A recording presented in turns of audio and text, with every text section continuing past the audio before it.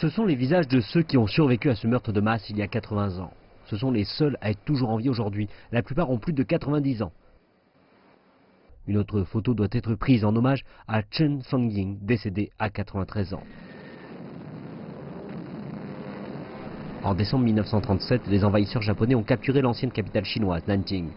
Ce qui s'en est suivi est 6 semaines de meurtres, de viols et de tortures. Chen avait 12 ans.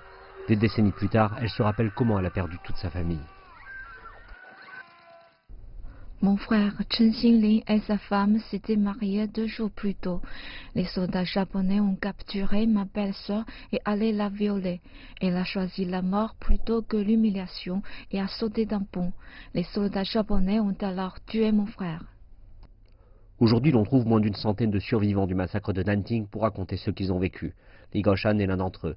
Il fut l'un des défenseurs de la ville qui ont déposé les armes en 1937. Ces soldats ont été encerclés et fusillés près de la porte de la ville, mais la balle a manqué d'y. Il s'est frayé un chemin entre les corps empilés, puis s'est enfui. Il n'y en a plus beaucoup comme moi aujourd'hui. Je serais mort depuis 80 ans aujourd'hui, si j'avais eu moins de chance.